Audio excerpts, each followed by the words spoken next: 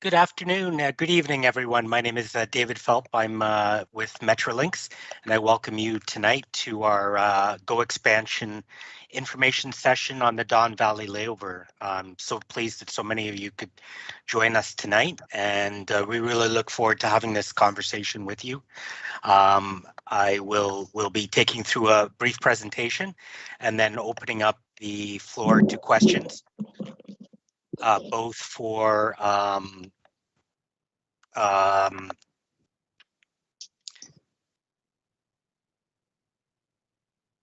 sorry, I'm just hearing hearing an echo. I apologize for that.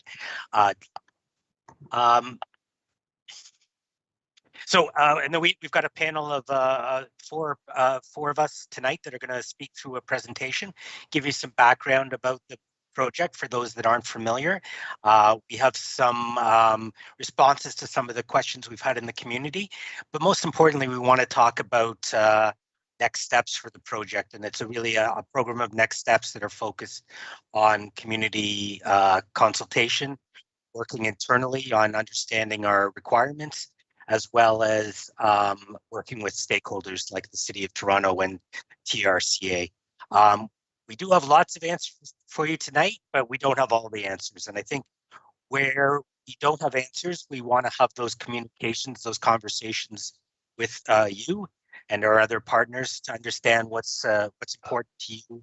How can we, what decisions can we make that will have the least impact on the Don Valley, or opportunities to make the impacts positive. So with that, I'm just going to start our process like we start all of our meetings and engagements with the public with a land acknowledgement.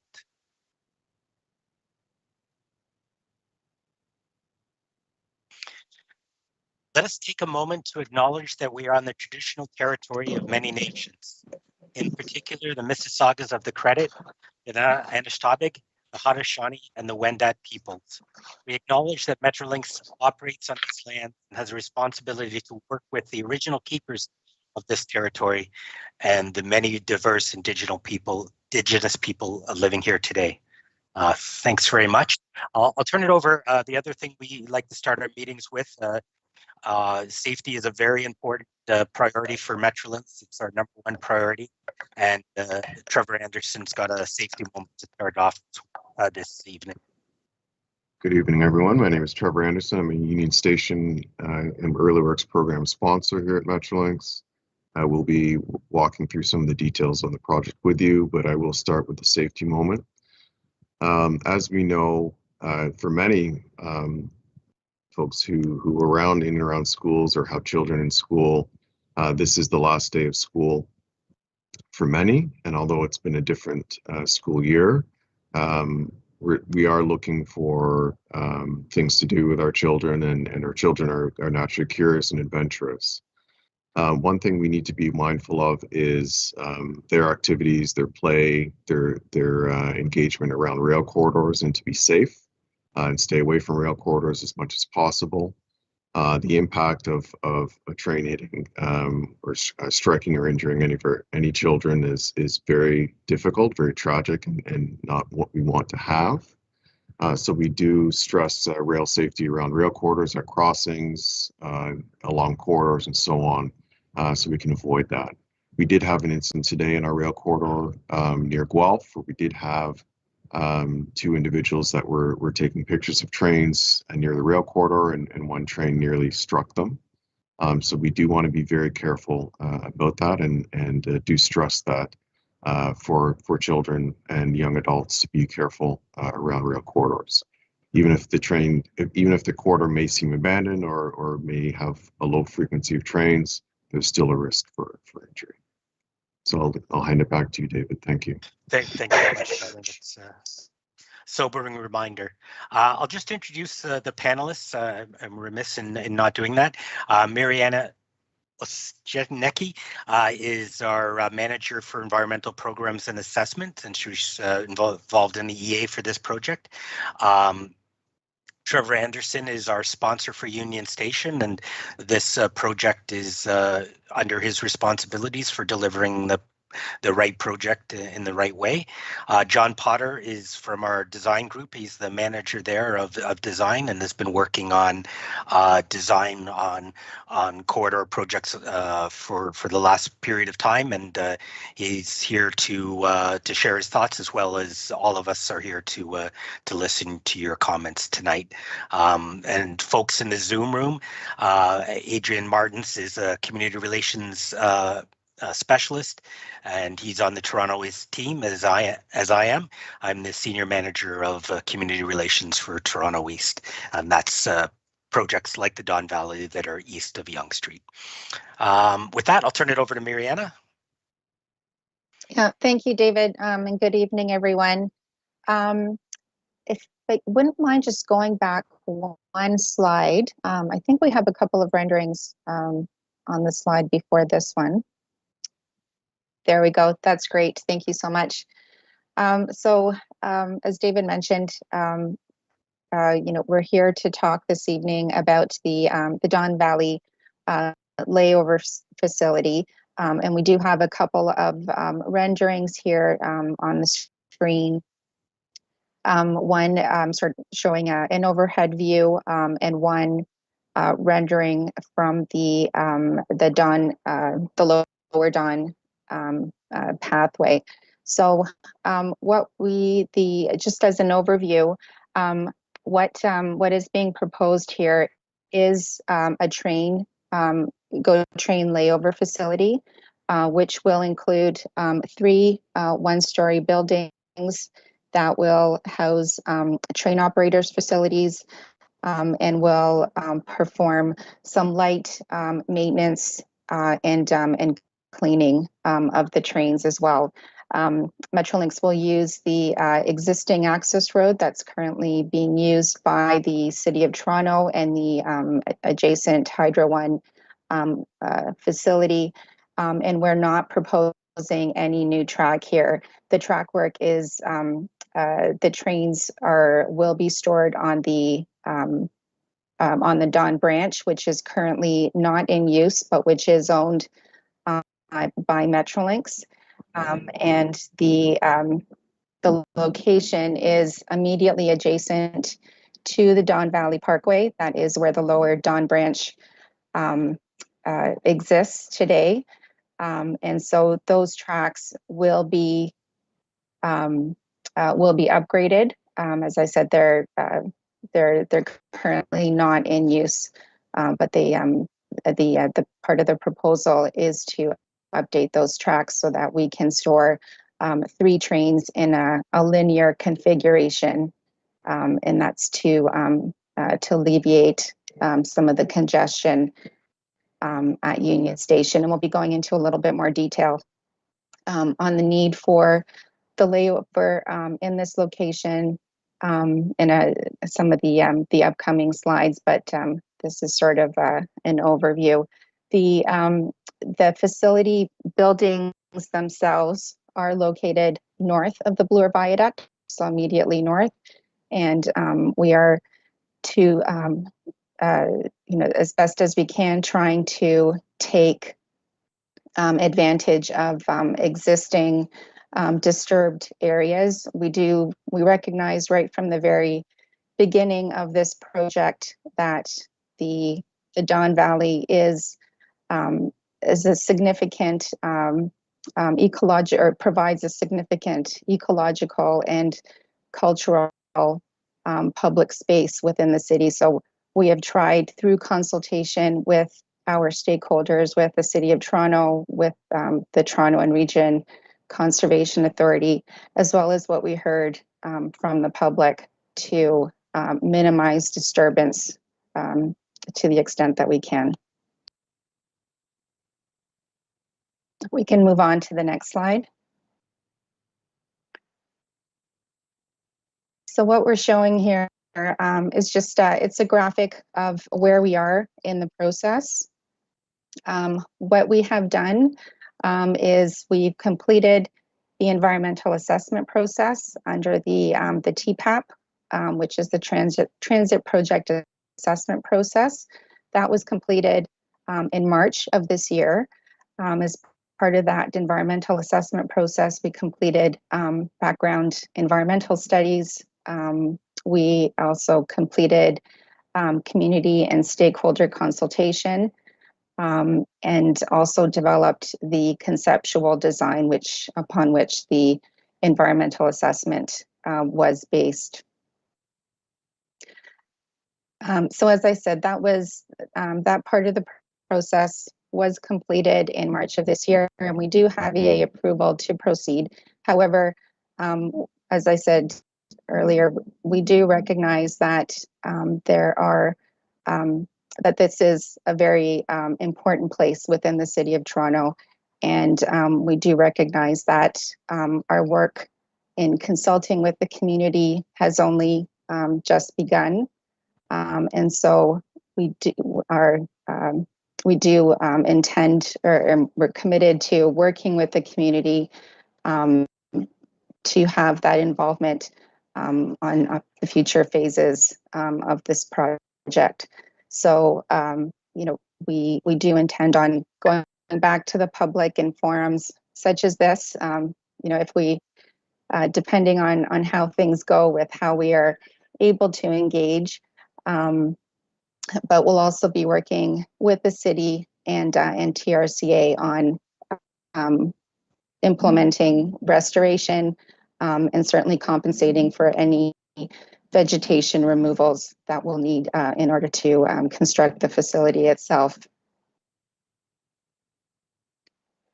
And certainly where we want to be. Oh, sorry, if we could just go back to that slide for a moment. So where we want to be, we do want to and need to meet key operational needs for GO expansion in order to provide faster and more frequent service, as well as optimize the design so that we are minimizing impacts on the Don Valley, and certainly with a focus on restoration. We can move on to the next slide, please.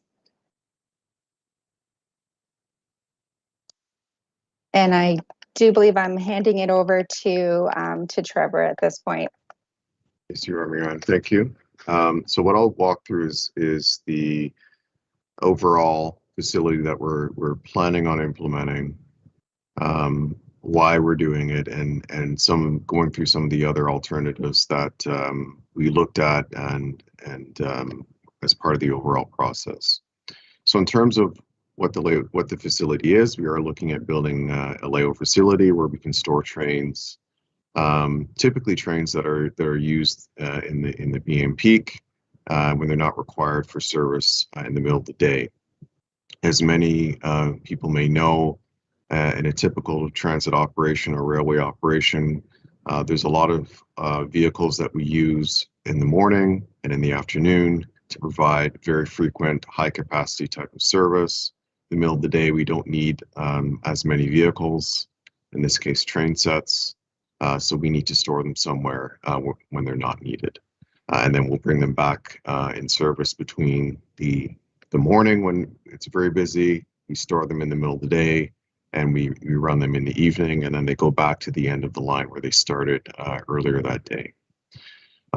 So we're really focused on running, stopping these trains at this location or parking them at this location in the middle of the day and only.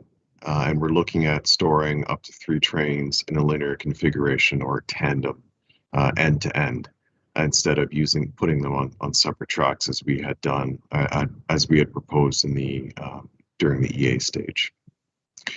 The layover facility itself will have essentially what we call shore power or wayside power, essentially an electrical cabinet where we can plug the trains in so they do not have to have the engines idling or running all day, or for the few hours that they'll be parked. And it also keeps the trains properly tuned up so they can be started up again and used later. It also maintains a good temperature inside of the coaches as well, so we don't overheat or freeze them in the wintertime. Typically, infrastructure needs at layover facilities vary by location and in particular role. We have 2 facilities at Willowbrook and Whitby that provide all types of maintenance, heavy maintenance, as well as storage. And we have at the other end of the spectrum facilities such as this, where we're only expected to park the trains there, plug them in, but do some light cleaning and maintenance if required, but mainly do our best to get them quickly back into service and not do a lot of maintenance on them. That is the intent. Go to the next slide, please. Okay, so in terms of why we need a layover at this location,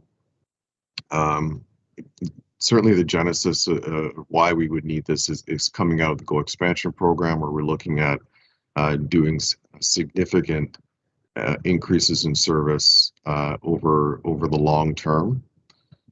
So, you know, the original plan was envisaged about in 2015, and we've done a series of work to explain and understand what that really means.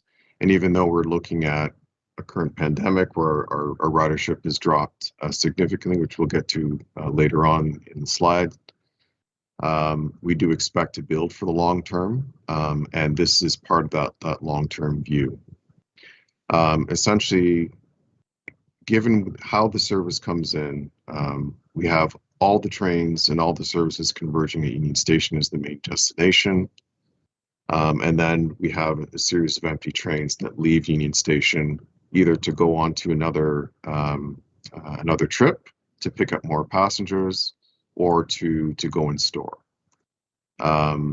We have existing facilities at Don Yard to the east of Union Station and Bathurst Yard to the west, which I'll show in a few minutes, which have already been either expanded or they're maxed out in terms of their capacity.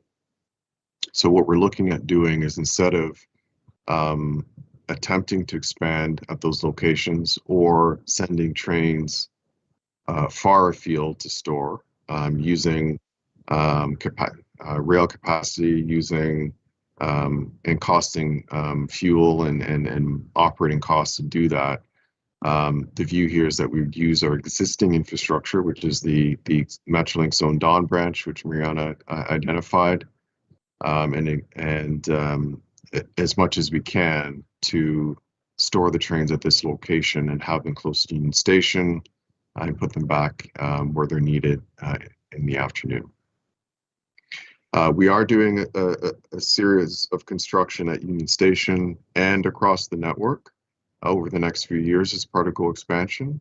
So where we can be as efficient as possible on how we operate our trains, minimizing the greenhouse gas emissions, minimizing operating costs, maximizing safety, we will look to do that, and this facility is part of that plan.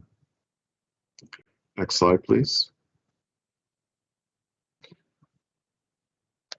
So this slide here, it looks at it looks at our existing yards, and it looks at also other potential locations that were considered during the EA phase and as we were doing our overall feasibility for this location, this facility. And at the top, you can see we start with what happens if we don't do anything. And we've identified that we would have a limitation in terms of what the service that we could expand. And from our perspective, that's not something that we are willing to undertake. We would like to expand our service as much as possible and expand our fleet size to match that service. So doing nothing is not an option for us. I spoke about our existing facilities. Don Yard is an existing facility that we have in place where we store up to 10 trains at that location, and it cannot be expanded. Wilson Yard, we are looking at completing that as part of GO expansion, but all of the spaces where we can park trains have already been spoken for in the future. So there isn't any additional capacity that we can be used to accommodate them. Bathurst Yard to the west of Union Station is also a capacity, it cannot be expanded. So that is also a constraint for us. And then there's a series of locations on the Barrie Line, Milton Line. All of our corridors have some level of end-of-line facility, but we identified Milton and Allendale because these are the two corridors, the Barrie corridor and the Milton corridor, where we expect some of the trains to be stored at Don Valley.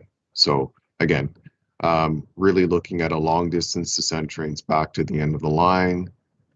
Costly, expensive to do, so that's not what we prefer. Same thing for Willowbrook and Whitby, which are our two main rail maintenance facilities. Same situation for us there. In terms of new and expanded locations, there's a discussion about the Canary District and the fact that there are plans for that particular site. In addition to that, we are also looking at the same location for the portals for the Ontario line. So there's also constraint there in terms of what could be done. The waterfront area is not available for us, whether it's Keating Yard or any of the facilities along the Harbor Lead. The corridor right now, or the lead itself, there are some locations where it's non-existent. The Keating Yard is a facility that is partially owned by the City of Toronto, and they have other plans for that site as well. So it's not available to us. And lastly, Rosedale Siding. It was identified as a potential, but we do need it for future rail service on the Richmond Hill corridor. So we're also not recommending that location. Next slide. Yeah, I'm going backwards, forwards. Keep going. I think the next slide is the maps. There we go. Okay. So this is just the graphic showing, this is east of Union Station. This is at the Don River, as you can see, center right in the map here. East Harbor Station across the river proposed. We have Don Yard, which is existing. The future Wilson Yard to the south.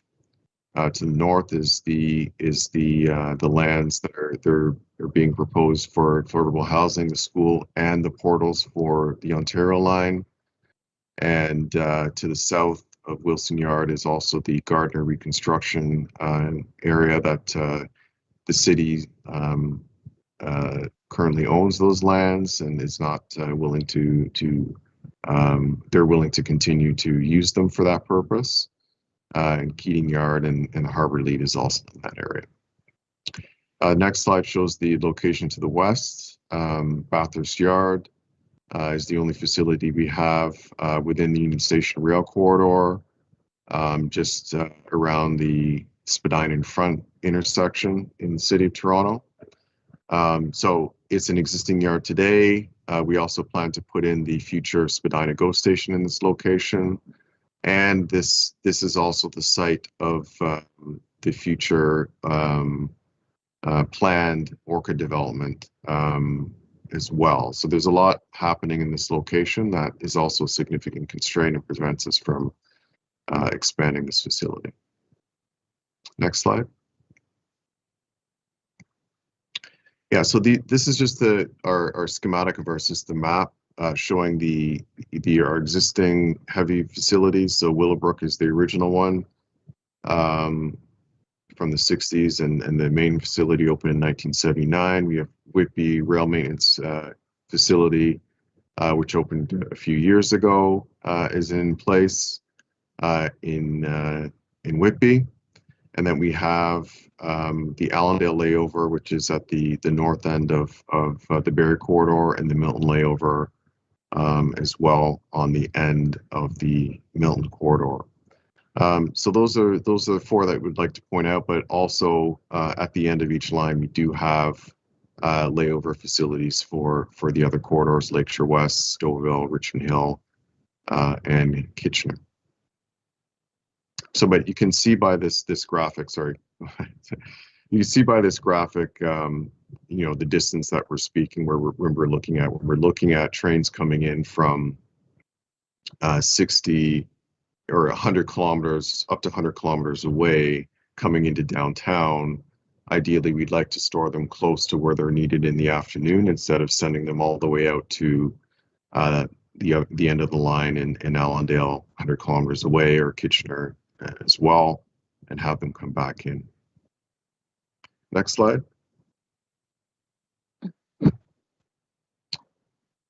Is it me that's presenting? Yeah, Miriam, is it you? Yeah, I'll take it. I'll take the next couple. Thank you. Oh, I hope it's just me that has the feedback. But thanks, Trevor. So in terms of, or going back to the Don Valley Layover facility itself, where it is proposed, or where we have the EA approval for it, there were, and I think I mentioned this earlier, you know, we were aware right from the very beginning that this was going to be a site that certainly has a lot of challenges. There are a lot of utilities that run within the Don Valley. There's the issue of flooding, which we'll talk about in a later slide, and certainly, you know, the fact that we are within the Don Valley and within the adjacent to the parkland area, as well as the Don River. So as we were working through the EA process, we did consult with community groups during our public consultation events. Our first public consultation event was actually in person in February of 2020, and then we did have 2 follow-up virtual public consultations in September, and then again in December. So in addition to that, we met regularly with our colleagues at the City of Toronto, as well as TRCA, or Toronto and Region Conservation Authority. And through those discussions, we were able to modify the original plan. So we, in order to address the TRCA's regulated flood limits within the Don Valley, we were able to move the facility buildings to a higher elevation so that they would be adjacent to the storage track and within Metrolinx right of way. We also, we were able to reconfigure the placement of the buildings, and we're actually able to reduce the footprint of the facility by about 23%. And we were also able to reduce the number of storage tracks from 3 to just south of the Bloor Viaduct to a single track, and that's the Metrolinx owned Don branch. And then also recognizing that the area south of the Bloor Viaduct is City of Toronto recognized environmentally significant area. We were also able to move the facility buildings to the north so that we were able to avoid that area. And as we move through detailed design, we will continue to optimize the design to ensure that we are keeping our footprint as tight as possible, and also working with the community to further minimize the impacts and actually really hope to enhance the ecological function of the Don Valley. Next slide, please.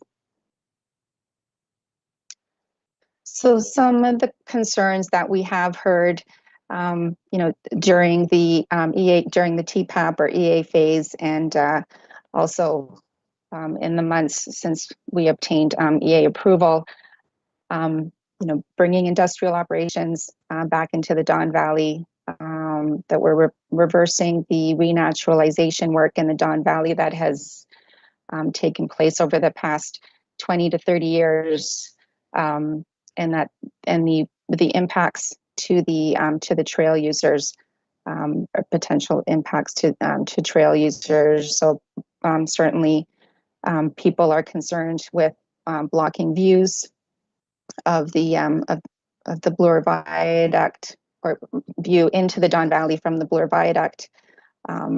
Also impacting the views from adjacent properties that will look into the roof of the facility, as well as the potential noise and pollution from diesel trains. So as we said, we don't have all the answers this evening, but we are working on certainly addressing these comments and ensuring that what we bring forward in what will eventually be constructed will have minimal impact on the Don Valley itself. The next slide, please. And I think I will hand this one back over to Trevor.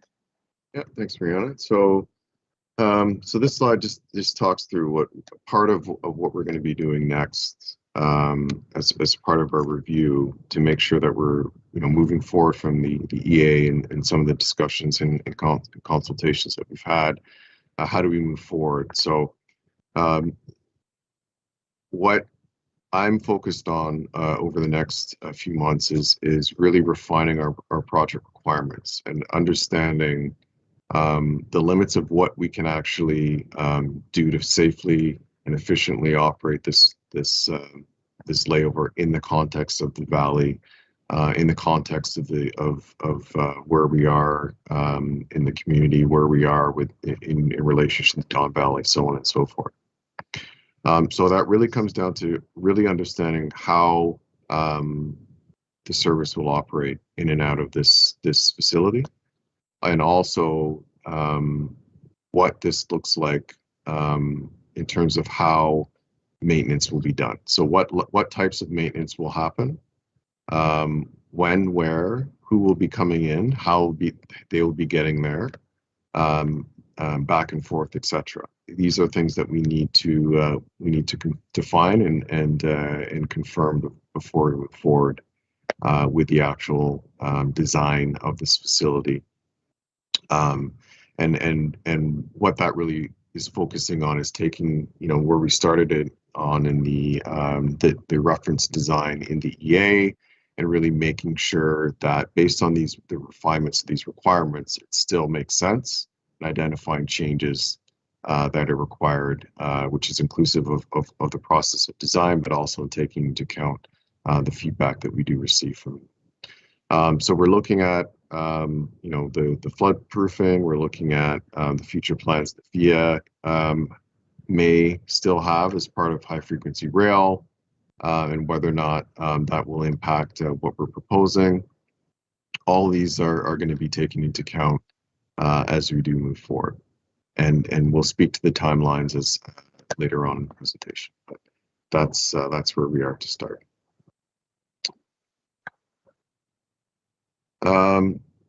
So in terms of the impact to the park, Rihanna touched on this a little bit. I think the concern has been expressed is that if this facility goes in, then there'll be a significant loss of parkland. I think from our perspective, given that we're focused on the existing track, the existing rail corridor, and minimizing the facilities around it, we feel that there is still the ability to use the surrounding area as a park, to commute or to travel through it as part of the trail, and the fact that we are stopping at a certain limit, anything north of that could still be used as part of connection to the trail, or for any future uses that haven't been identified yet. So again, that's really a significant consideration that we are including as part of this design review. Okay. So I believe am I handling this one, or if I'm handing it back to? Yeah, I can. Yeah, I can take this one, Trevor. Thanks. Okay. So one of the other concerns that we've heard from folks is the flood risk to the Don Valley, and I think we're all familiar with the image shown here from one of the major storms. I think it was 2013, and with the train being stranded along the Richmond Hill corridor. Metrolinx is certainly aware of the potential flooding issues, and certainly safety is our number one priority. Safety of our passengers, safety of staff as well. And so weather will always be a consideration for Metrolinx, and we do closely monitor forecasts and adjust our services as required. We work with the TRCA on their, we subscribe to their weather alert system to ensure that that services that are potentially impacted could be potentially impacted by severe storm events are properly informed, and that we can take the proper measures to ensure the safety of everyone. In the event of a severe storm and of flooding, the facility obviously will not be used until it's safe to do so. If we can move on to the next slide, please. Thank you. One of the other concerns that we've heard is that the diesel layover will result in noise in the adjacent areas. Metrolinx does intend to operate this facility for daytime storage of off-peak trains. And as Trevor mentioned earlier, there will be the trains will be hooked up to or connected to wayside power, which will avoid the need for the trains to idle. So the facility itself will generally be used from about 9:30 or 10 o'clock in the evening, and they will depart the facility in order to meet the PM peak period train service. And we are not proposing, pardon me, overnight storage of trains for this location. And based on the noise assessment that was completed as part of the environmental, the TPAP, the noise levels were not were not of a level that would require or that would trigger noise mitigation. So, and that's notwithstanding that the service itself is immediately adjacent to the Don Valley layover. And the next slide, please. Thank you. And then one of the other concerns that certainly we've been hearing is about the extensive, or that the Don Valley will result in extensive tree removals. Right now, the footprint of the site, we do estimate is to be about less than half an hectare, sorry, 0.38 hectares, according to the RCD, or the reference concept design. And so there will be some vegetation removal, but Metrolinx is committed to retaining as much of the existing vegetation as possible for both environmental and for screening purposes. And as part of our vegetation guideline, we will be replanting and restoring vegetation to compensate for the trees and vegetation that will need to be removed. And this will also be an opportunity for us to remove and replace some of the invasive species, which with more natural and sustainable plantings, as well as we'll be looking for opportunities to preserve some of the local significant species. I know there's a tract immediately adjacent to the existing track that certainly is 50 or 60 meters long that we'll be looking to hopefully transplant as part of the works.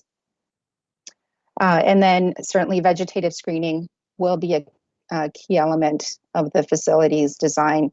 And really the intent is to have the vegetation and the screening accrue over time. So we're hoping that as time goes on, the facility will blend into the surrounding area with the plantings that we'll be proposing. Next slide.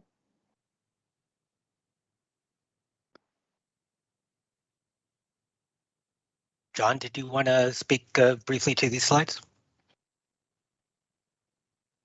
Oops. Yeah, I think I'm sure we're going to get questions around around the issues about how we're going to be looking at the landscape and remediation of the site once it's constructed, how we will limit both operational and construction footprint.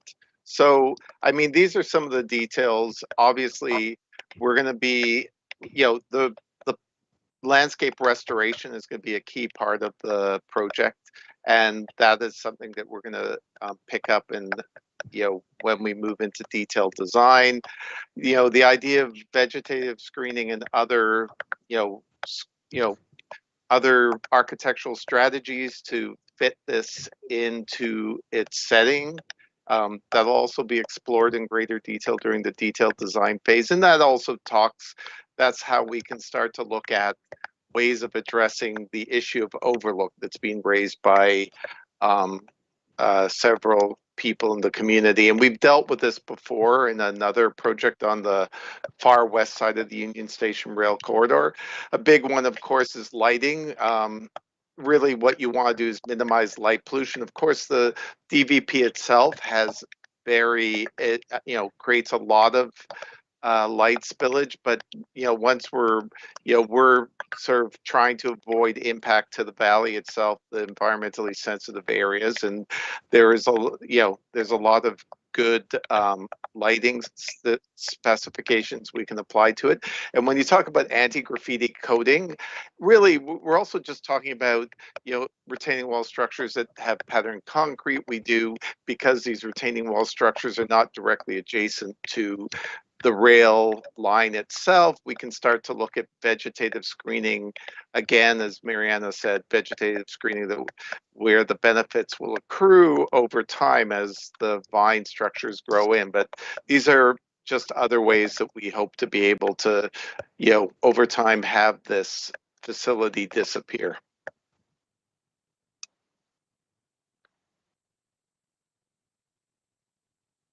Thanks, John. I think you've got one more slide and Okay, yes.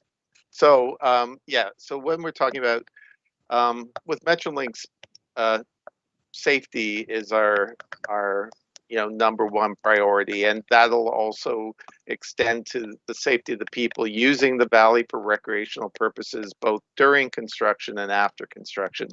During construction, of course, we will be putting up signage. We will be having temporary fencing to make sure that we can separate people using the trails from any of the vehicles or equipment that will be required to build the facility. We'll have strategies in place that are typical for any construction site to, reduce the amount of dust that is migrating to adjacent lands. And our primary objective is that, as much as possible, the Don Valley Trail will be open and accessible to people as a recreational amenity, throughout the construction period. There may be some periodic closures, but we're not anticipating many. And then when we talk about maintenance activities such as snow clearing, especially up at the track level and on any on any of the access roads. That should not impact the Lower Don Valley Trail at all. And as I said earlier, we're going to be looking at erosion and sediment control measures to avoid impacting the adjacent lands, both during construction and after construction. So Great. Thanks very much, John. I think I've got the next slide. Trevor touched on this earlier. There's been some questions in the community about, hey, does this project make sense with the changes in ridership with COVID?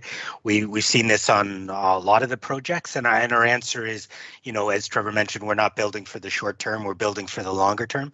And I think the other thing we'd ask people to think about is the benefits of the project they're not just about sort of increasing capacity on the network, they're about changing the frequency, which changes the experience for riders. So, we're seeing people saving 10 minutes in their journeys, which is significant in transit terms.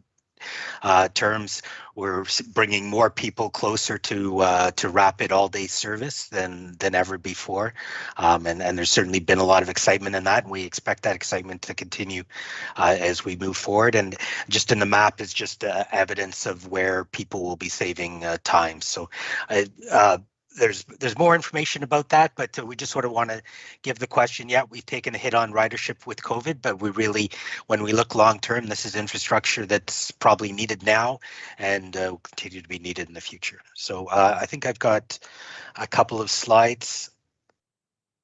Next one, please. I just wanted to come back to this slide ever so briefly. I'm going to talk about, in the next few slides, going to talk about what's in the orange section. This is the work that we're doing now.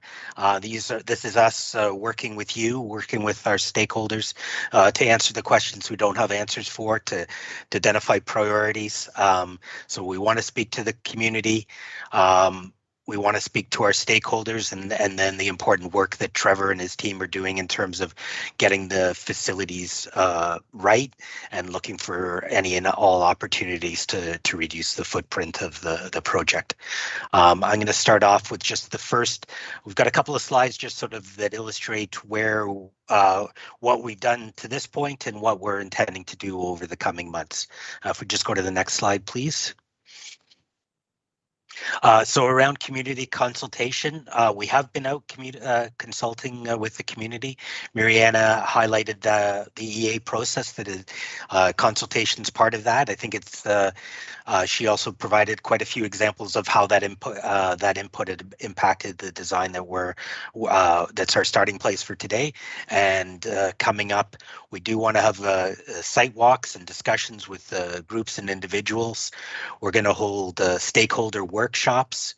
We want to do more of this, getting out to the public and telling you where we are, what progress has been made, and then we have going to have some specific tasks about looking for to you for what your priorities are for planting, and speaking about the other uses and making sure that we're aware of all the interface points between this project and other works in the Don Valley. So that I'll turn it over to my colleagues to just take you through a similar slide on some of the other things that we're going to be doing over the coming months.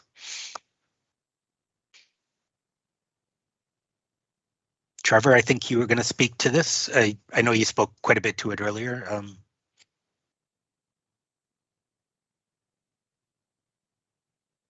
Sorry, you're on mute, Trevor.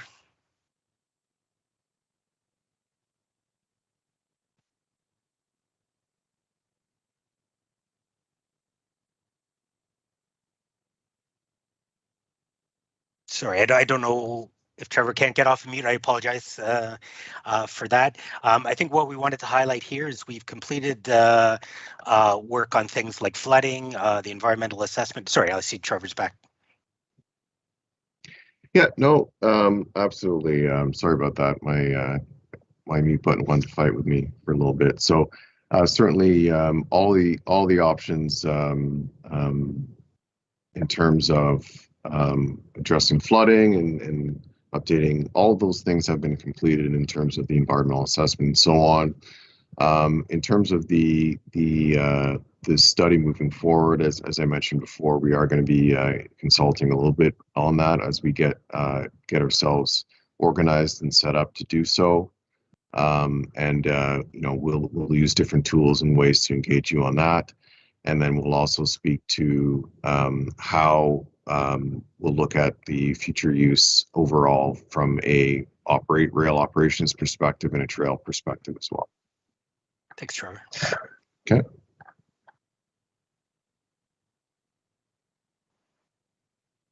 Yeah, this slide's the same. I think I covered it. Yeah, thanks, Trevor. That's yeah. Great.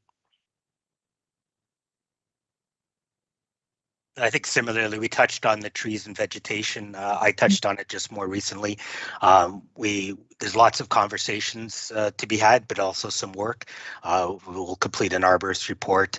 It'll be sort of hand in hand as we sort of look to the changes that we're able to make to reduce the footprint. We can look at, you know, that's our favorite way of dealing with trees, is to not have to remove them, but looking at what trees have to be removed and what the appropriate compensation is for that. So that is conversations that we want to have not only with the city and TRCA, but representatives from the community.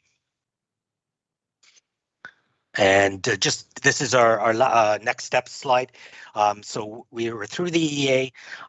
We're in the stage over the coming months where we really want to do the stakeholder and community engagement, answer those questions, develop the answers to those questions that we're looking for. We're going to continue to, as Trevor mentioned, look at our requirements for the project, check and double check whether certain aspects need to be included, and if they can't, that's an opportunity to reduce the footprint.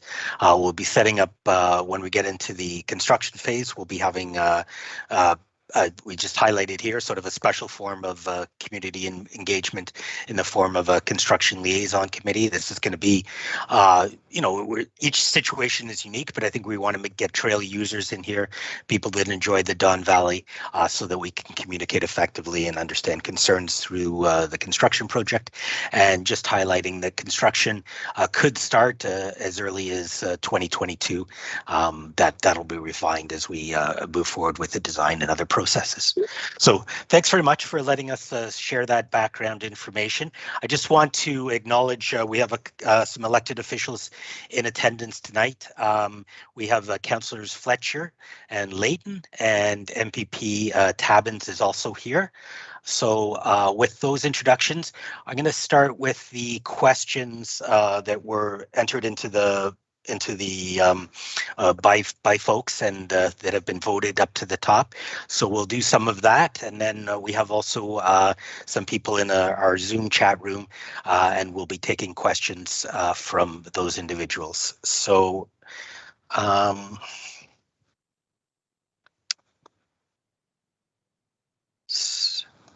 sorry, just in terms of seeing the first question,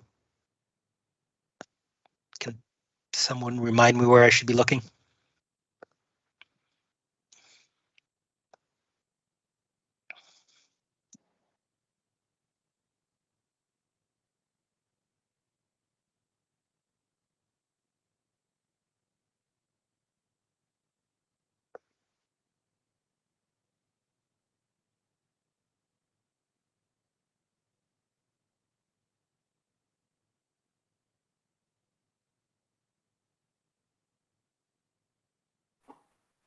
Thanks very much, Adrian. Trevor, you took us through some of those. Is there anything you wanted to sort of add, or I know there may be some more questions about some specific locations later? No, I mean, I can, if there's specific locations that I didn't cover, we can speak to those. But I think the overview rationale that I gave earlier will suffice. Yeah, thanks, Trevor. And the deck's available if people want to have a look at that, and we can do that.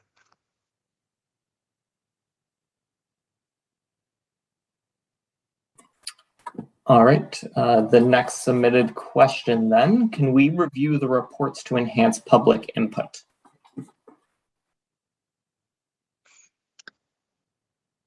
Mariana, do you want to touch on that? Sure. Yeah, absolutely. Yes. So we do have all of the environmental assessment reports, or the environmental project report, as we call it, is available on Metrolinx Engage, and the actual name of the study was called the New Track and Facilities Study. So I think we'd be happy to provide that link to anyone who would like to have a look at those documents, but they are all available online. Thanks. And I'm seeing the next question here, and it's, is the site located or accessible by public transit? Maybe I'll just take that one. The site isn't particularly accessible by transit. There is bus services, within a walking distance. I think one of the things that we can say is that there isn't a lot of staff using the site. Some of the work that Trevor's doing in terms of what facilities will be at the site will determine how many staff. The prime users of the site are potentially the crews on the trains. So they're arriving by train and then leaving by train at the end of the day. When the train leaves. In some cases, we shuttle people from layover yards like this, but we don't expect a lot of people arriving and departing from the site. And if there's opportunity for shared access to the site, we'll certainly take that step. The next question is, could Metrolinx build beautifully to enhance the Don Valley? John, you covered a lot of that. Is there anything you wanted to add particularly? I'll finish the question. Metrolinx unfortunately takes a no-frills approach to design. I'm suggesting a detailed landscape fence, more trees to cover, the view of the layover, public art, trail improvements, and attractive lighting. I know some of those things are outside of our scope, but did you want to talk to any of those points, John? Sure, I'd be glad to, because in fact, believe it or not, it's a bit of a misconception that Metrolinx takes a no-frills approach to public realm design, or the design of projects that impact the public realm. So we have a lot of we're going to be bringing a lot of lessons learned and best practices from projects that we've been developing across the GO network, and we're currently working on the Ontario line. So yes, the process will start that we will be, for Trevor's team, will be providing input into what's called a design brief. There will be what is going to be very critical, and some of the inputs to that design brief will come from public consultation, but the critical component of getting designing this facility so that it fits within this extraordinary park setting is actually getting the right consultants on board. And some of it, what we've learned with a project in the West End of Toronto, is that having the right landscape consultants, both with specific expertise in planting strategies like the softscape and landscape and planting strategies, is absolutely critical for the success of these projects. Because as I say, largely our objective is over time for the visual impacts of this facility to be mitigated through vegetative screening, but also those elements that you will see and continue to see, we want them to fit the park setting. So this is all going to be part of a detailed design process, but it'll all start as we go out to market for consultants with a design brief and qualifications in hand. Thanks, John. And I think the other thing that I'd sort of highlight is, that there's some things that are outside of our scope, not transit related. There is a real commitment to, with that understanding that we're working in the Don Valley, that we're committed to, restoring it, to enhancing the ecological functioning where we can. I think that's where we're really looking for ways to do that, and where the conversation is going to continue.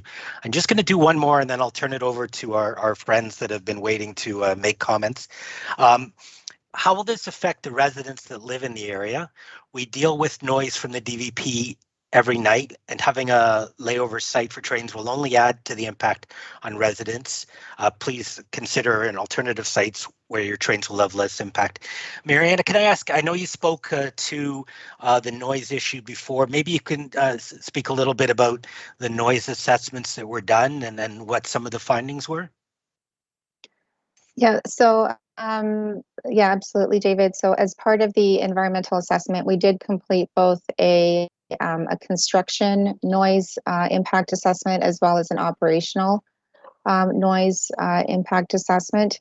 And I think probably where where most of the concerns would lie is with the operation of the facility. Because the construction impacts will certainly be developing a construction noise mitigation plan that will need to be provided by the contractor, and will certainly limit those impacts as much as we can. In terms of the operation of the facility, we did identify a number of noise sensitive receptors, and it was determined through that assessment that the noise limits were below the requirements for noise mitigation, and that was actually the Don Valley Parkway.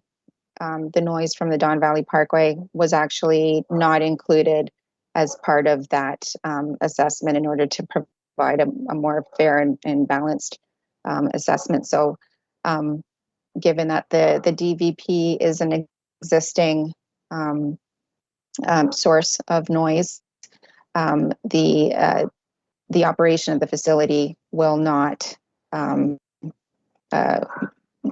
exceed any of the noise that's currently experienced from the DVP. Thanks, and I'll just remind people of some of the other, when we were speaking about noise earlier, I think one of the key things to remember is it's a daytime facility, so this won't, there's not additional noise at night, and the trains will be coming in sort of in that sort of 9:30, 10 period, leaving at 3 o'clock, and while they're in the facility themselves, while diesel engines can be loud, they'll be switched off and as they're connected to the wayside power or to the power grid, and that they're no longer sort of a source of noise at that point. So really wanted to just highlight those things because I can understand people's concerns about noise. I think several of the people mentioned sort of they're hearing a lot of loud noises in the night, and I certainly am, and we're certainly not looking to sort of contribute to those issues. With that, I'm going to turn it over. Adrian, can you present our first person from the Zoom room, please? Yep, for sure. So MPP Tabbins, I'm going to be unmuting you. You might have a prompt on your screen now. I saw a prompt. Can you hear me? Yes, we Loud can. and clear. Okay, thanks very much. I appreciate the opportunity. I have 3 questions. I'll set them out relatively quickly, and because I see there are quite a few people who have questions. One of the big concerns that I hear from constituents is a concern that you may be running this daytime now, but you could well be running it into the night later. You could make it a 24-hour storage facility. Can you tell us what the legal structure is that would protect this community from this changing from a daytime facility to a 24-hour facility? The second question I have is, for many of us looking at what's being presented this evening and previously, it seems as though the plans are simply done. And so I'd like to know what you see coming out of this consultation in terms of the potential to modify this plan in any way at all.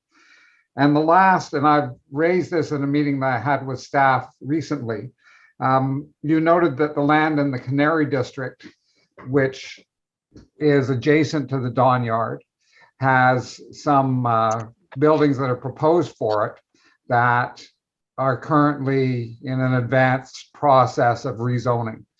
I want to know if at the beginning of this project, you looked at those properties with an eye to having the trains kept out of the Don Valley and down by Union Station so that we wouldn't actually have to go through what has now become a very difficult process for the community. I thank you for that.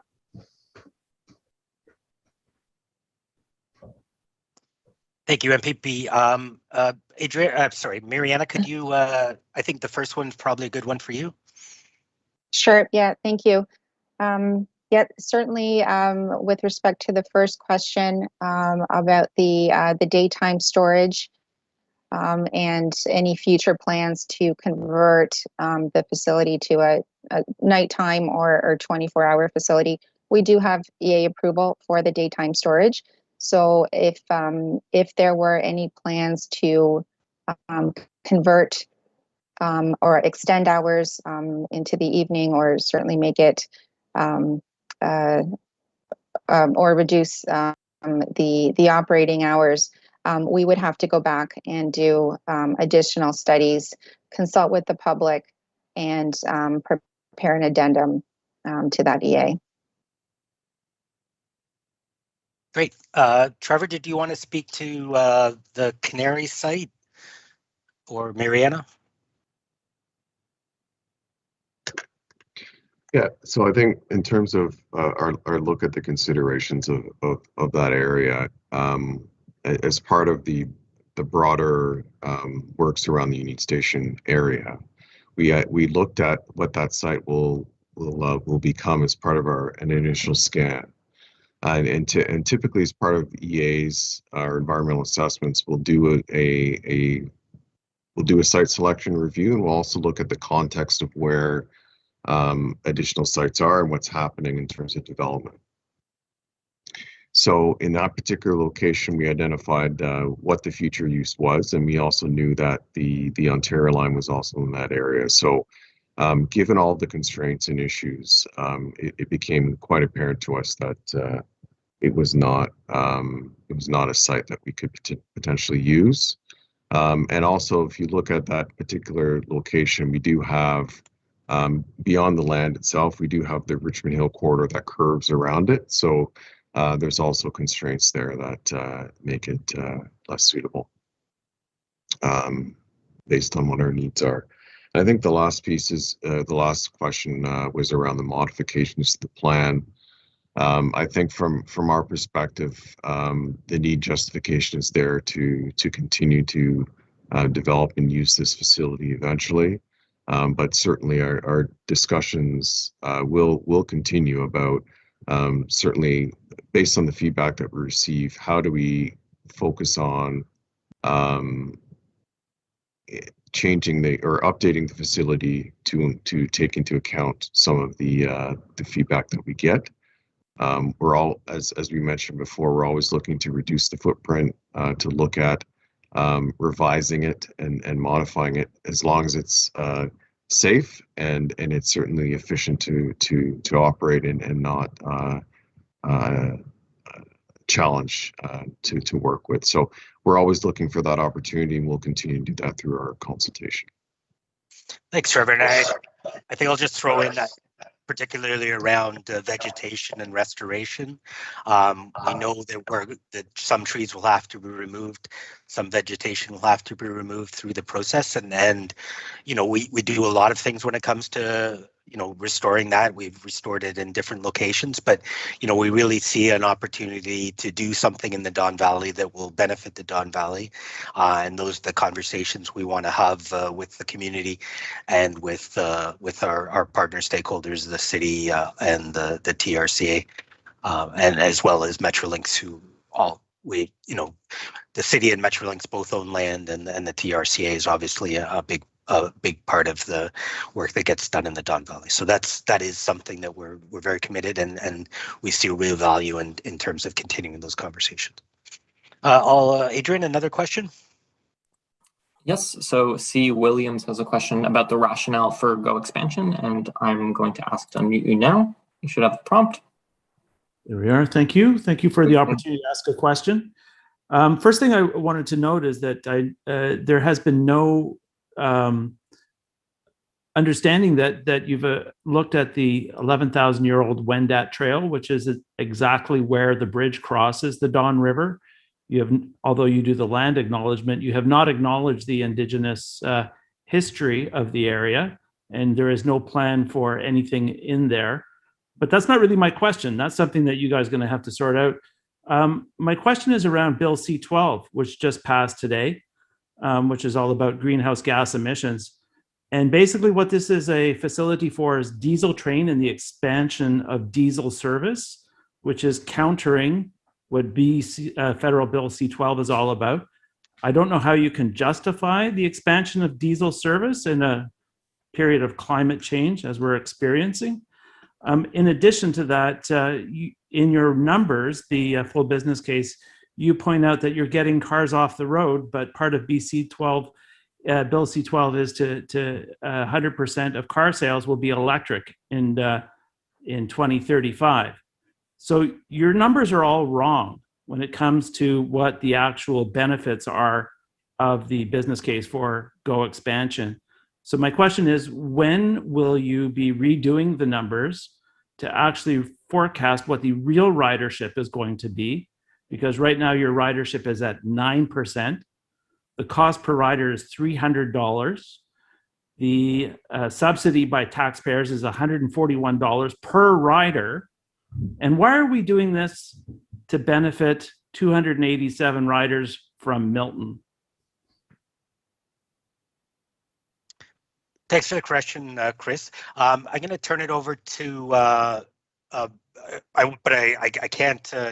I think we want to acknowledge your question just around, or your comment around the Indigenous consultation and then working with those communities.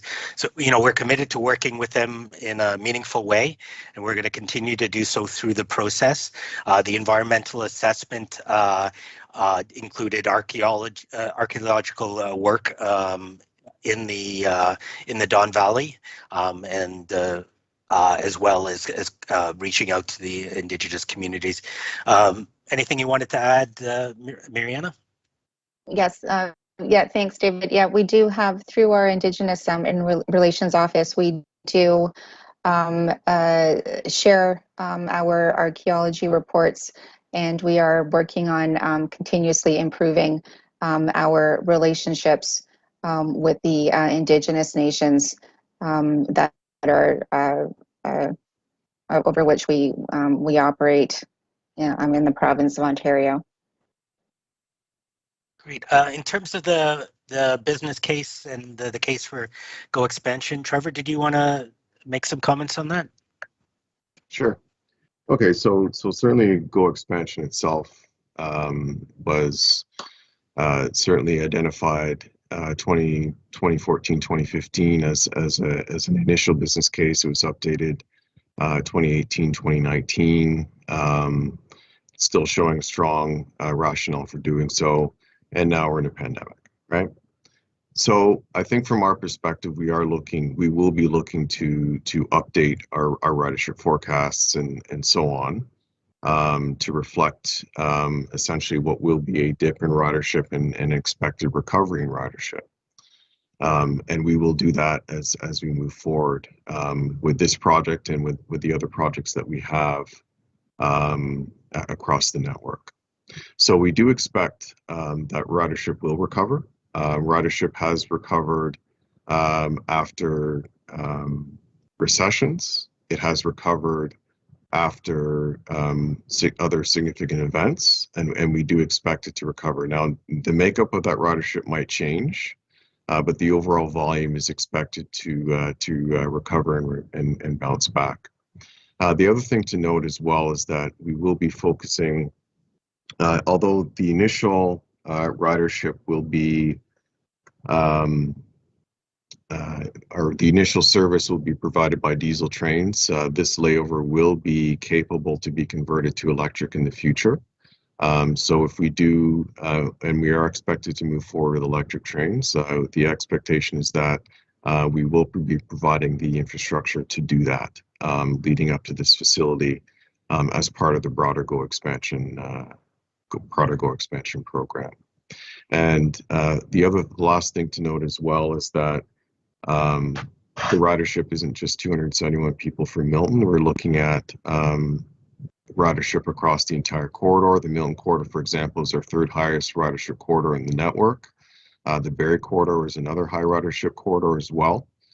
So we're looking at currently, thousands of tens and thousands of riders that we have today, and we're expecting that ridership to double over the next 20 to 30 years. So, given everything I just said about the ridership projections and recovery.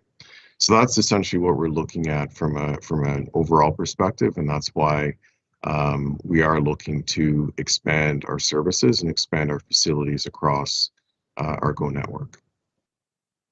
Thanks, Trevor. I think I just sort of highlight. First, I'd encourage everyone that hasn't had a chance to read some of the information online on the Metrolinx website around Go expansion and really understand the kind of the cases for it. As Trevor mentioned, it sort of goes beyond one factor. It has a lot of benefits, and I encourage you to sort of read the business case. It's a great business case that speaks to the case for it. And I think one of the things that's in there, and it's a lesson, it's certainly very prescient, is the business case looks at what happens if growth isn't sort of at the level that was sort of done for the primary focus. And even with a 20% reduction in ridership, the business case for Go expansion is still above 1, which is sort of the measure for whether a project should proceed or not.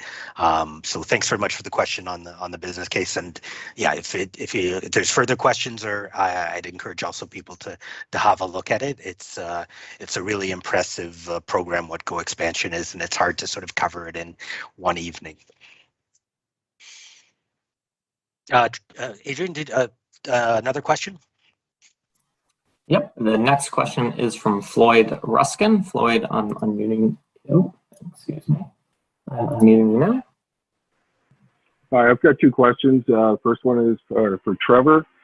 Trevor, trains have to leave the Union Station Rail Corridor and travel north to the east side of the valley. That track has been unused since 2007.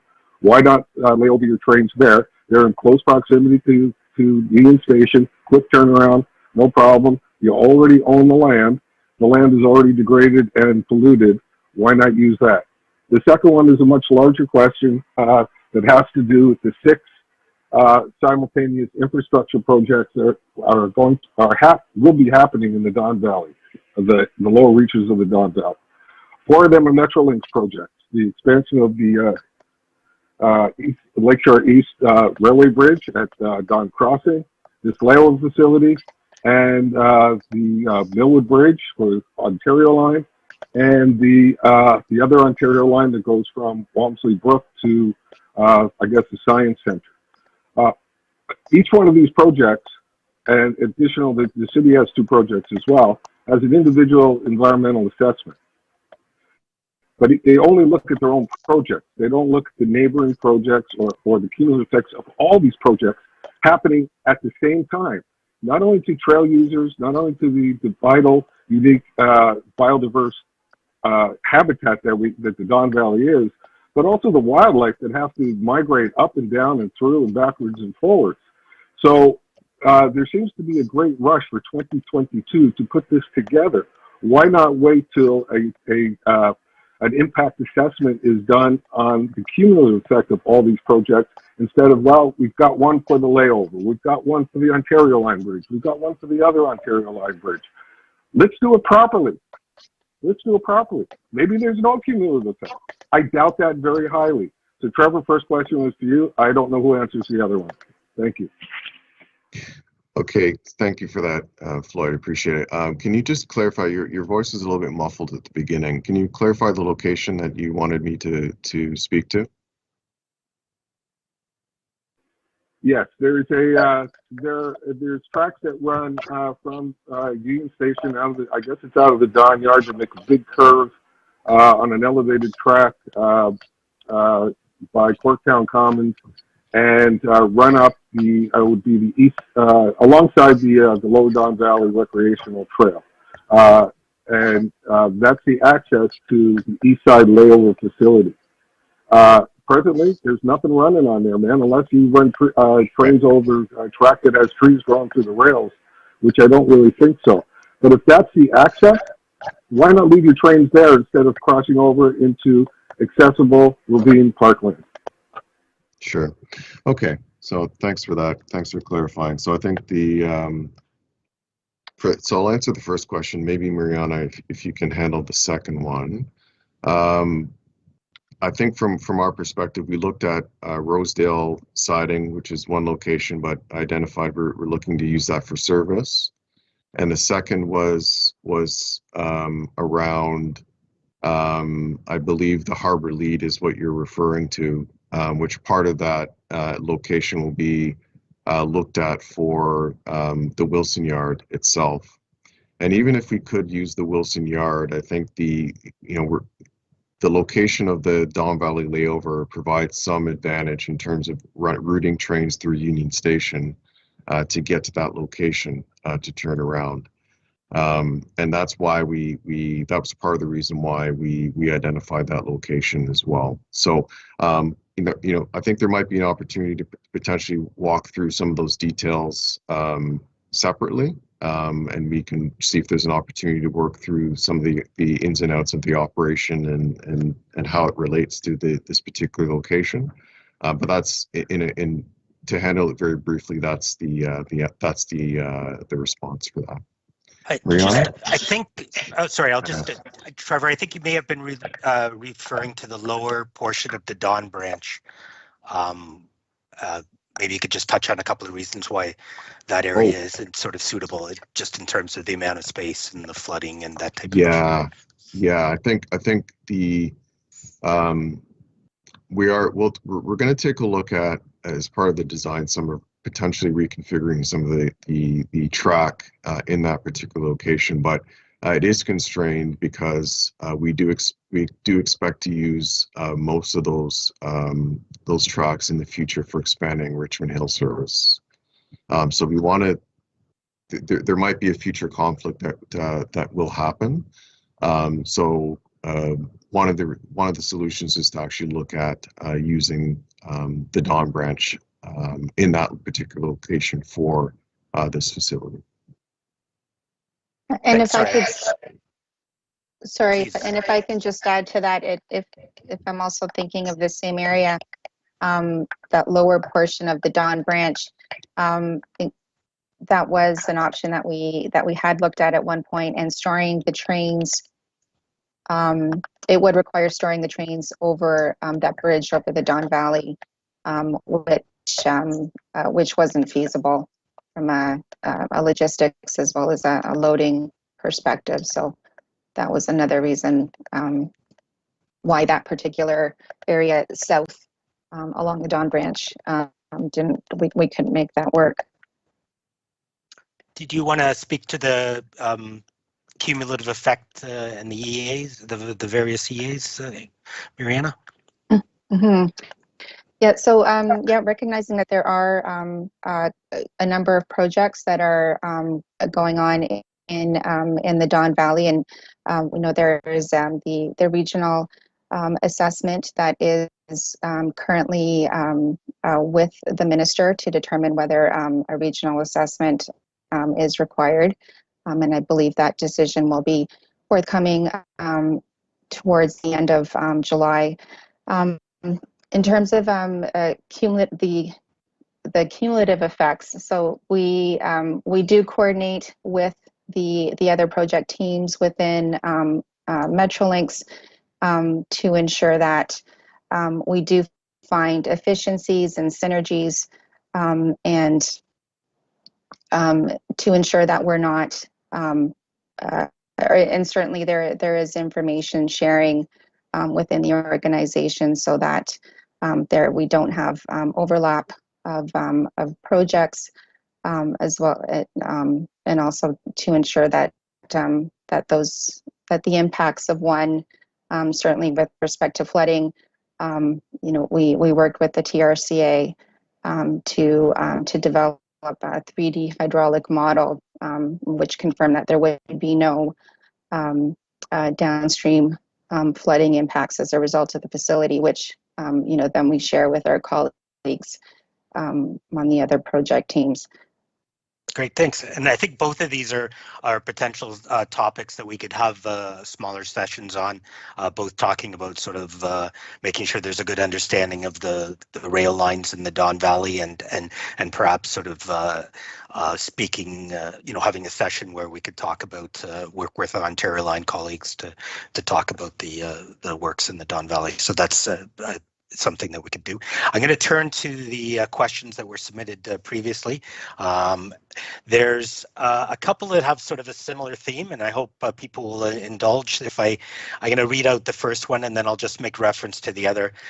Parkland in the middle of the city is scarce. We need more park, not less.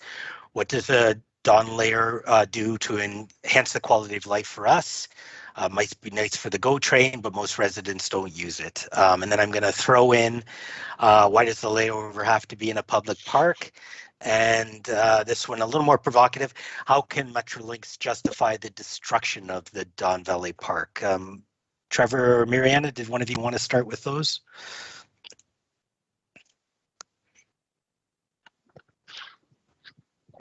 Go ahead, Mariana.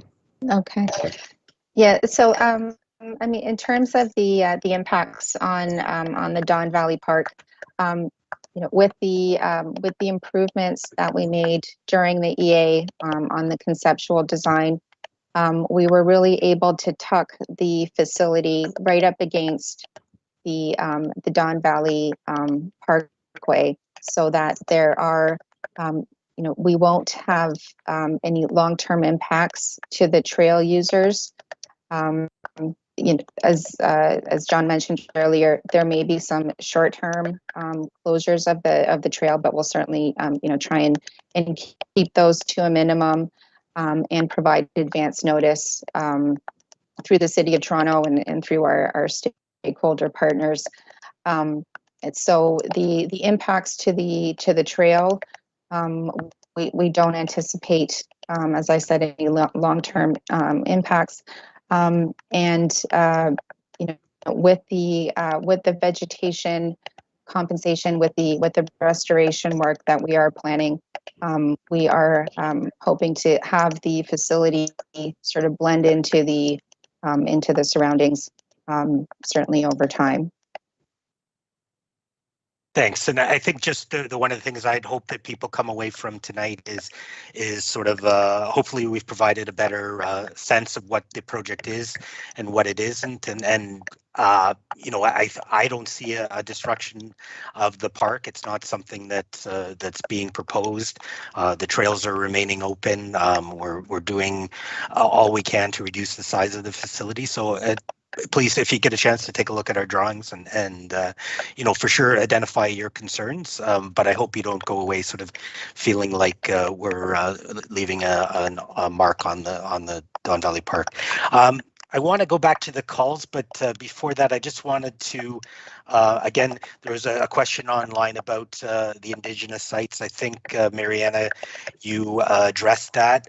If people are sort of interested in how that was addressed in the EA, those documents are available online. And if you Google Metrolinx Engage Don Valley, follow the links for the EA, you can certainly find those documents there. Anything you wanted to add on Indigenous sites, Mariana? I think we've covered, the information that we do have online, and our Metrolinx's commitment through our Indigenous Relations Office to continually improve our relations with our First Nations. Yeah, I think we want to. Yeah, and I appreciate that, and certainly we want them at the table as we're having conversations, the kind of conversations we're having with the community. I think we're going to go past 7:30 to pick up some more questions. We likely won't get to every question tonight. I think we've covered a good number, but we'll be answering questions on the webpage. So if you follow the same link that brought you where you registered, the additional questions will be answered in that location. There's already a Q&A up there that maybe your questions already been addressed. And with that, I'll go back to Adrian. Yep, and I'll just add, if your hand's raised but you don't have an opportunity to ask, you can always enter your question in the chat. We'll be answering those, or you can email us at torontoeast@metrolinx.com. With that, Thanks very much, Kathleen Padulo, I'm asking to unmute you now. Okay, great. Yeah, so first of all, I want to say thank you to Metrolinx for putting this webinar together. This is the first information session that I have attended, and I live in Riverdale, but I am a very, very busy individual, as I know many are. I also want to acknowledge MPP Tobbins, who invited me here tonight. I want to acknowledge Mike Layton and Councillor Fletcher. So I also want to acknowledge the traditional territories that we're on. And we're on the Haudenosaunee territories. We're on the traditional territories of the Mississaugas of the Credit, and we're on the traditional territories of the Huron-Wendat and the Anishinaabe peoples. So I also would like to ask some questions around the EA process and your consultation process with First Nations people specifically. So I know that you've said, you know, you have consulted, but what has the process been like? Who exactly have you consulted with? As a First Nations person, I have not been consulted. And I just would like to know what the process is and how you will continue to reach out with First Nations people, and how will you include the Truth and Reconciliation, the calls to the Truth and Reconciliation within this process? Thank you.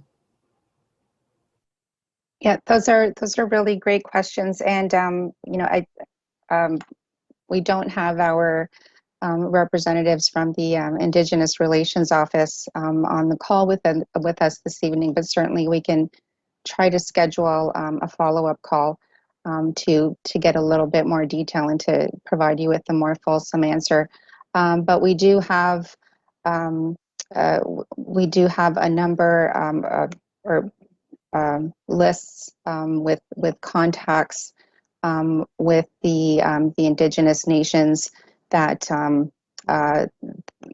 in the communities around us, and we work with both our Indigenous Relations Office as well as with the Ministry of the Environment to confirm those lists at the outset of every project.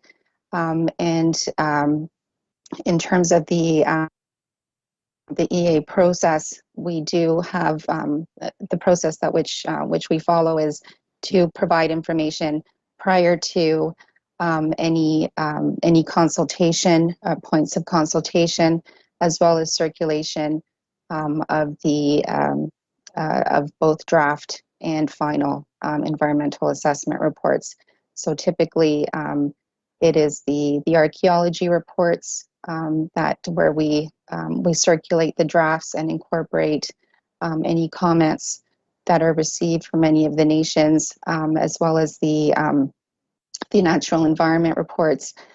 Wherever there is stage 2 archaeology that is required, we do connect and provide opportunities for the Indigenous nations to support us with monitors on site. And so, I mean, this is just sort of the process that we've developed over the last couple of years, but certainly we are having more fulsome discussions with nations in order to more significantly or to provide more fulsome engagement and consultation. Yeah, I think one of the things that I've seen and I've been very impressed with is the work of our Indigenous Relations group in terms of, having regular meetings with many of the nations, keeping the dialogue going throughout, and really it's a great forum for sort of exchanging thoughts and ideas in these areas, and some of the topics you mentioned. I'm hearing it throughout the organization. I know, we do start off the meetings with it, but I think it really is part of our regular conversations now, and I think I'm happy to be working in an organization that's putting that lens on it, and I appreciate that. Adrian, another question? Yep. So we still do have a number of questions, both written and a few hand raises. So John, John Bosson, I'm going to be unmuting you now. You might have a prompt. Thank you. Can you hear me? We can. Okay. First of all, let me just say, you guys talked for 62 minutes out of the 90 minutes that you allocated for this. I'm sure there are a lot of other people that would like to take part in this meeting, so I hope you will extend beyond 7:30. Well, you already have, but if you want consultation, then you've got to provide some opportunity for people to talk to you, not be talked at. I wanted to raise a question about the impact of this on the environment below the facility. There are two sections here that are worth distinguishing. The area between the hydro substation that's in the valley and the Don Valley Viaduct, that's where your buildings will be built. On the other side of the hydro station north, what I'm really concerned about is two things. The impact of construction on the treed slopes to the north, and also the impact on the environmentally sensitive wetlands that exist in this area to the north. Question, how many trees will be taken down? And to what extent are you trying to evaluate in your design ways in which you can minimize that, such as building walls, retaining walls to protect trees, rather than simply expanding the slope way to the west. Saplings are not a substitute for trees. They take 30, 40 years to become real. So what concerns me very much is the fact that the Don Valley Park is both an environmentally sensitive area and an area where it is possible to communicate with nature. We're not going to communicate with nature if you take down all the trees between the paths in the Don Valley and the Layover facility. So that's my basic question. What are you going to do to minimize the impact on the park? I'm just going to jump in quickly to announce that we'll be going to 8 o'clock, and then I'll turn it over to Mariana to speak to your question. And thanks very much, John. Yeah, so thank you for that question. And we've mentioned this a couple of times, but we do recognize the ecological and cultural importance of the Don Valley to not just the City of Toronto, but to users from beyond the City of Toronto limits as well. And as part of the design iteration process, we did work with our stakeholders to reduce the size of the facility. We were able to reduce it by about 23%. The environmentally sensitive area that you're speaking about is the area to the south of the Bloor Viaduct, and where we had an earlier design that was, it sort of showed a 3-track design through the ESA. We were able to move that or eliminate the 3-track design so that we will be storing the trains in a linear configuration. In terms of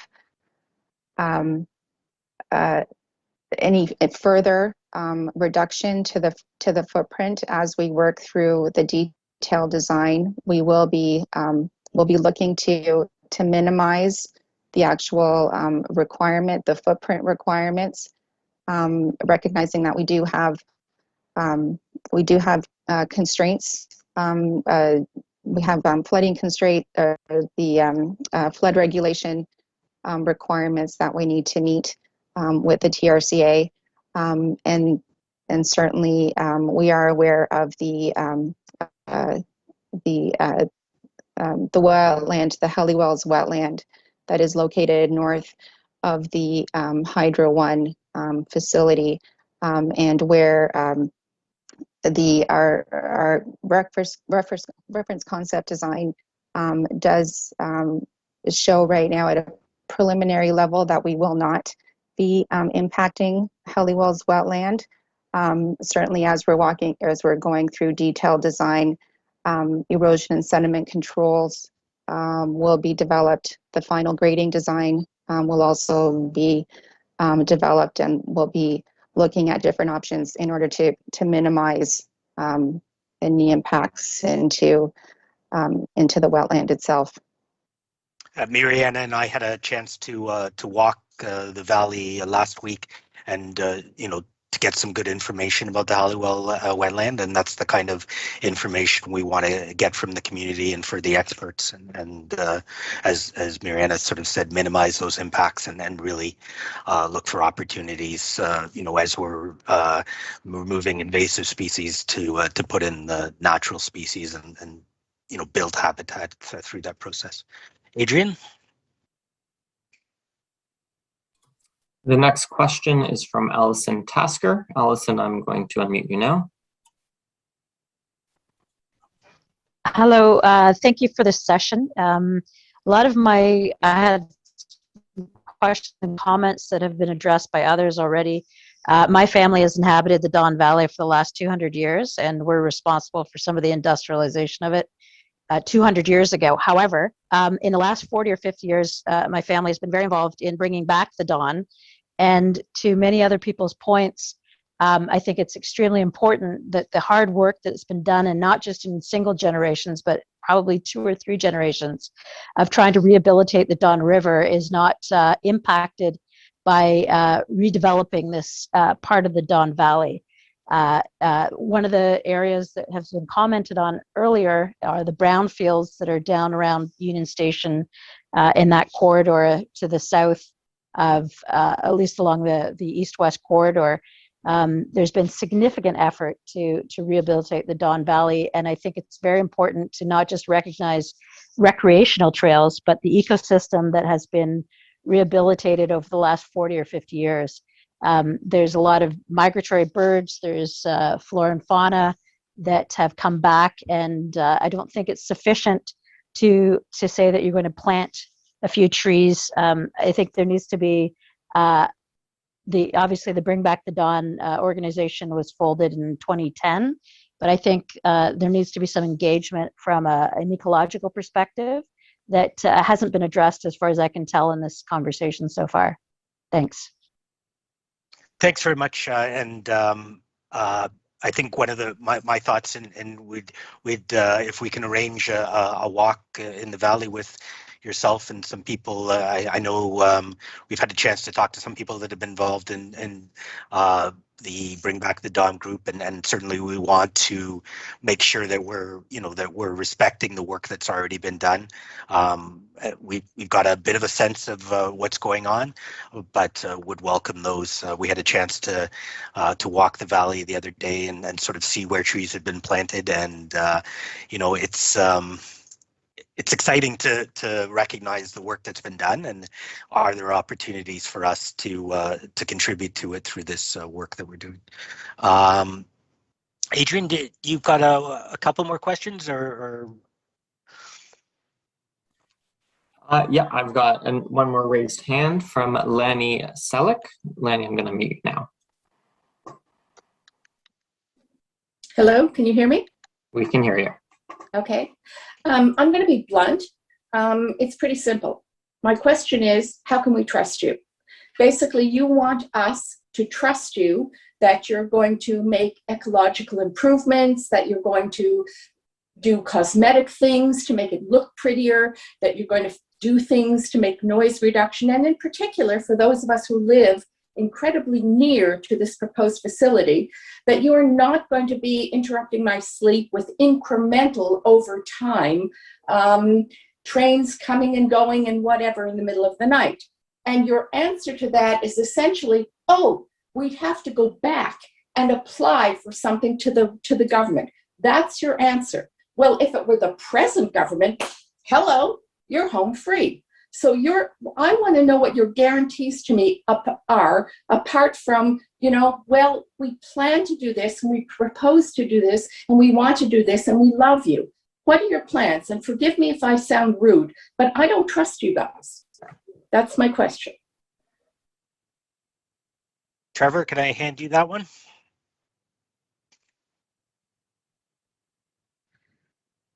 Yep. So thanks for that point. Understand the you being blunt about it.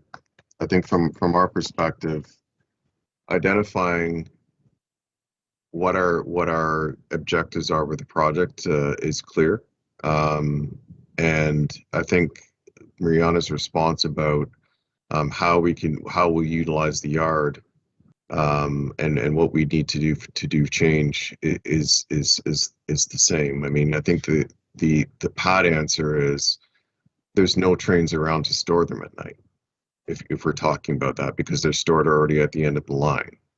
But I think in reality, it's really about continuing the discussion about what we are doing, what our objectives are, and what our overall outcomes are in terms of our design, how we're expecting to do the mitigations, and so on and so forth. The dialogue has to continue, and sharing of what we're intending to do at the right time is part of that. And to add to Trevor's point, we recognize that we have to earn your trust, and ultimately we're going to earn your trust through continuous engagement, but the litmus test will be our actions, and we recognize that is going to take time.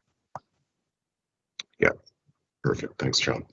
I think we've got, Adrian says there's another raised hand, and then I'll go back to some of the questions that were submitted earlier. Great. Mary Fragadakis, I'm unmuting you now. I'm unmuted, I'm assuming.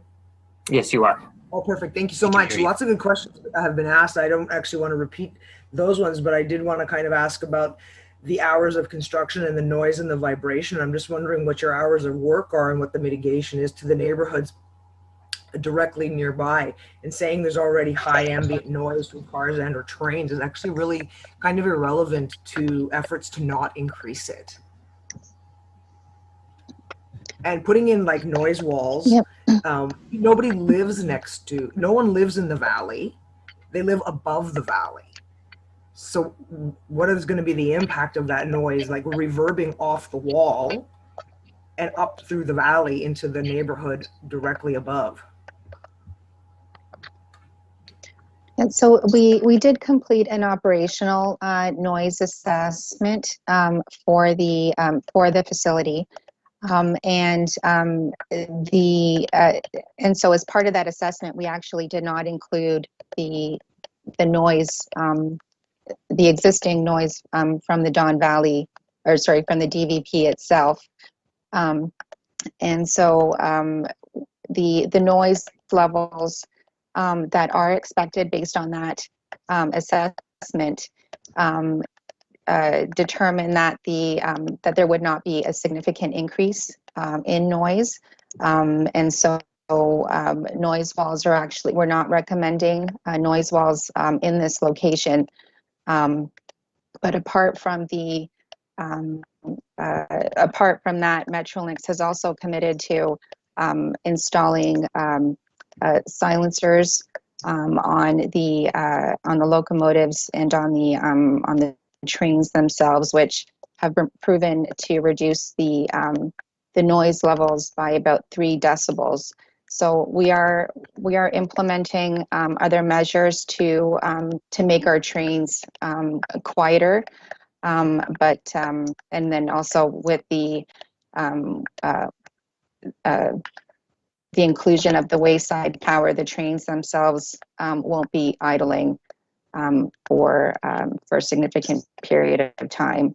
And so I think going back to your original question, the operation, the hours of operation are daytime. So the trains would come off their morning AM peak period, travel into the facility and remain there until they're brought back into service on or around 3 o'clock in the afternoon for the PM peak period. I think the other question was around construction noise, and please correct me. Oh, Trevor's got that answer. Yeah. I was gonna add into that in terms of the hours of construction. I think because this facility is not in the existing rail corridor, we would expect to do most of the construction during the day for this location. So I want to add to that, Mary, to answer your question. Yeah, thanks, Trevor. And that's it's some places we do have to work at night, as Trevor mentions, where there's active rail lines, and it's not possible to do it safely during when the trains are running. But so I'm just going to turn over to the questions, and I don't know whether I saw this one this afternoon when I was going through the questions. I don't know whether Mariana or Trevor would have an answer, but I think it's an example of one that if you don't like. If we can't give you enough of an answer right now, we'll make sure that information is posted. And that is, what spills, effluents, releases happen in other Metrolinx yard? I assume Metrolinx facilities have a strict safety and environmental protocols. Will any spill or release of regulated chemicals or fluid be documented? Are these records viewable by the public? It's our understanding that fuel and cleaning fluids will be transferred at the site. What are the chances of spills that could happen at the proposed facility, and what are the scope of possible dangers to the environment? Trevor or Mariana, did you want to speak to that? I can start in terms of being involved in the operation of layover facilities for part of my career. This type of facility, the key benefit of it is that we're not planning on doing fueling here. So diesel fuel would be a major fluid that we would be handling as part of the train sets. We're not doing that here. So the risk of a diesel fuel spill would be minor and would be contained to more the malfunction of the locomotives, which is extremely rare, given our maintenance regime that we have for these particular trains. The other fluids that we have on the trains would be the toilets themselves. And we're not dumping any toilets at this location. We're not doing any of that here. And then beyond that, the only other fluids that are around are water and cleaning products if we do decide to clean the interior of the trains at the time. All of those have strict protocols in terms of how we manage the actual materials that we use. And we do have spill containment procedures if there was a rare chance that it was to happen. I think, Mariana, I maybe highlight that our conceptual design did touch on some of those things, but as we've mentioned, we're sort of reviewing what activities might take place at the facility. Yeah, that's right. Yeah, and it's as Trevor mentioned, there are no plans to do any refueling at this facility, and so the risk of the fuel spill would be extremely low. The trains traveling in and out of the facility itself will be at a very low speed, and so the risk of a derailment would also be quite low. In terms of the environmental requirements, each site, each contractor is required to submit a spills management program that forms part of all of our contracts. So, we do have protocols in place in the event of any spill, either during construction or during operation. Yeah, and as I said, I think there was an ask for sort of some specific information. If we've got that available, I'll make sure it's posted online. We're going to do one more question and then we'll wrap up. This one's a good question, and I have some thoughts, but I'll also get my colleagues to weigh in. What service does this provide our community? This postcard invite to this town hall suggested the layover was built to improve service to this community. Specifically, how does it achieve a benefit for the people that live within a mile radius of it? Tough question, but a fair question. My initial thought is I think Go Expansion it's a program for the region. Through the work that we've done, we know that there's benefits across the region for Go Expansion. By providing this level of service, we can get people out of their cars and using transit. And for people in this neighborhood, I think that's gonna, they'll hopefully feel it in terms of the traffic on the Don Valley, the traffic in their communities, that we can it can be moderated through the investment in transit, and this is a way of doing that. I don't know if Mariana or Trevor, you have any final thoughts?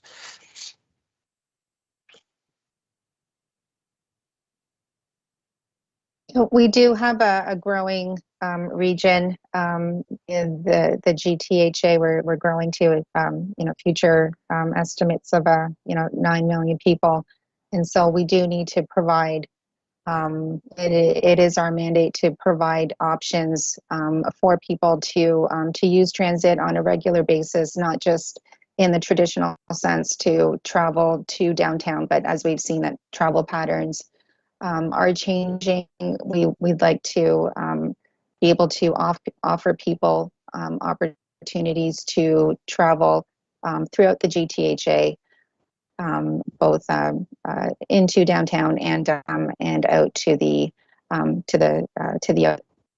outer reaches of the GTHA as well. And so, with that service, also comes the requirement to store our trains. And we do have a number of these proposed and existing layover facilities across the network, but certainly having the ability to store trains is fundamental to achieving those Go Expansion service levels. Thanks, Mariana. And I just sort of think myself, even though I live relatively close to Union Station and don't get a chance to sort of benefit from these, I don't have to look far to friends and colleagues and people that will benefit directly from the service that we're provided. And myself, as Mariana is saying, it's not all about coming downtown anymore. It's about people moving around the region, and the easier we make it for people to move around the region, that's a stronger region for all of us. With that, I'm going to wrap it up. I really want to thank everyone that participated tonight. First, a great thanks to my colleagues on the panel for sharing the information and for putting in all the work to prepare for tonight and have answers for the people. My thanks to the people behind the scenes. Adrian's not that far behind the scenes, but he's been great, and I hope I know that he's been a great host in the Zoom room. To the technical people on my side, a big thanks to that. But most importantly, thanks to everyone that's come out tonight. I'll mention our valued elected officials that they've all been very good about sort of sharing their concerns with us, what they're hearing from the community, and we find that invaluable, and we want to respect that by continuing the conversation. But thanks to all the individuals that called in tonight, that participated in the previous EA sessions, that have sent letters, and I know that folks are out there in the community having conversations about the Don Valley, and we thank you for doing that as well. I'm going to be reaching out to people and starting to form some of those tables. So I'll be reaching out, maybe asking for volunteers or maybe asking for suggestions of the kinds of conversations you want to have and what the best forum is. I'd love to do some more site walks and walk along the corridor with people or bike along the corridor with people and really understand it from your perspective. As I said, we were out last week and we found it really valuable and want to continue doing that. With that, thanks very much for attending, and hope to hear and see from you again.